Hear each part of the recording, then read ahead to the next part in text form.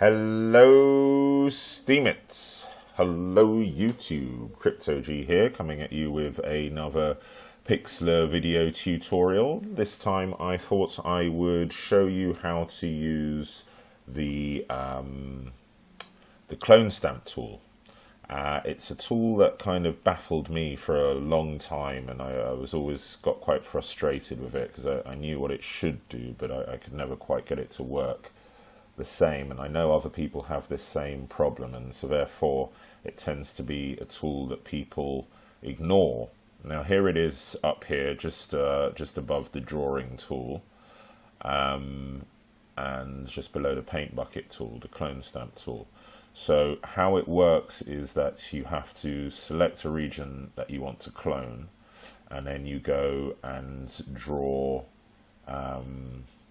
where you want to draw. However, there are a few things that you want to remember. So the first thing you want to remember is that on an image like this, where there's very little shadow, this is a very good image to clone. Okay, so you might want to say clone this flower here, and I would simply, let me just scroll across slightly here. I want to put a flower up here in this region, just up here. Okay, so I've just actually told it to do something like that. So instead, what I'm going to do is I'm going to come down here, I'm going to hold down Control or Command if I'm on a Mac, and left click onto the flower, and then let go of everything. And then I'm going to hold down left click here, and I'm just going to paint it in. And if you look at the original flower, you'll see there's a little cursor there, and that's basically mirroring my movement, and it's telling me what part of the flower I'm cloning, or indeed what part of the table, because it's not restricted. As you can see, if you look back up to what I'm actually doing, it's actually painting in the table as well. And the reason it's doing that is because the size of my brush up here on the left, let me just finish here so I can explain properly. Okay, so the size of my brush up here on the left, where you can see the big cursor, you can see here it was a brush size, oh, it's quite a big brush size, of 200, okay? It says 356, but that was from a previous brush. So it was a brush size of 200, as we can see there.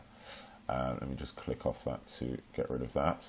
And the sample size was very small, so if I just wanted to get the sample size the same, so let's do that again, and let's go on to 30, which is the original size. Let me just double check that. It's probably a bit smaller. Okay, but that's fine.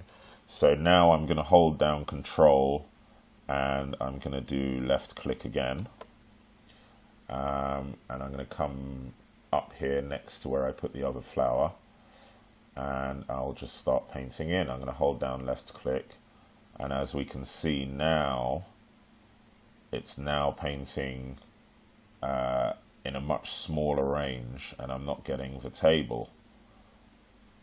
Okay, so I'm just going to paint that in. I'll bring you back in a second because I want to make a point about this.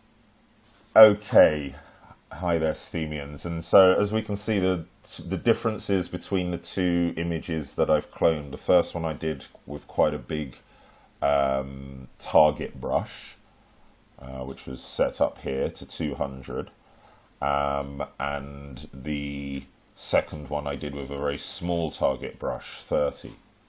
And as you can see, with the big target brush, it means that it's cloned around a bigger area, and with the smaller one it's been more accurate. Now you can see here, I mean here there's not too much shadow, but you can see that it probably starts to look a little less natural if you paint in something that's quite, you know, relatively quite big. It's quite a small flower, but relatively compared to everything on this table or in this section of the photograph, it's quite big. it starts to look unnatural. Now, let me just show you the cleanup. For cleanup, what we would do is we would simply hit Control again, keep our fingers on it, and left click so that we're sampling just this bit of white here. I'm just going to up my brush actually to about sort of 70, yeah, that should do it, 100. And then I'm just going to hold down left click, and there you can see the target there, and we're just painting in some white. I'm not going to paint out all of that, but I'm just going to make that look a little more natural.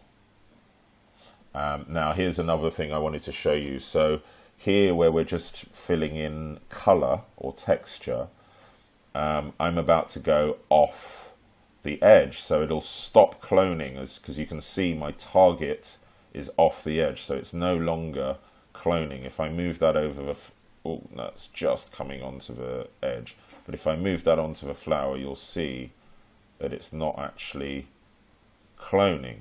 So what, in that situation, what we would do is we'd just simply let go of left click, see the target disappears, and then we would left click again, and you'll see it'll originate back where I started in that area.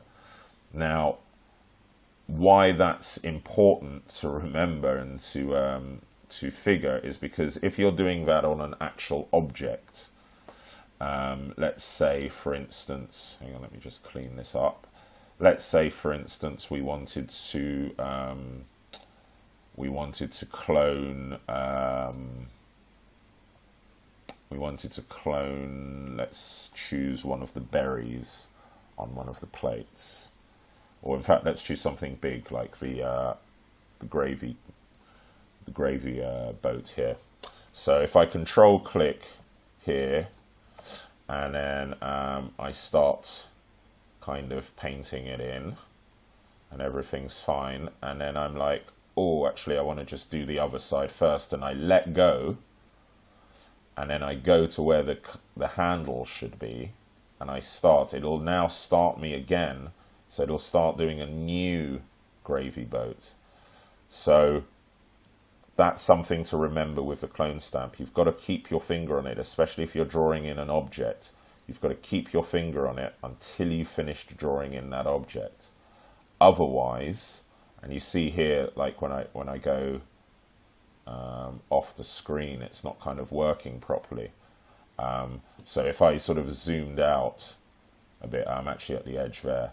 But if I then started again and thought, right, I want to finish off this handle, it's not going to finish off the handle. It's going to start again in this middle bit where I originally started. So when you're drawing in objects, keep your finger on it.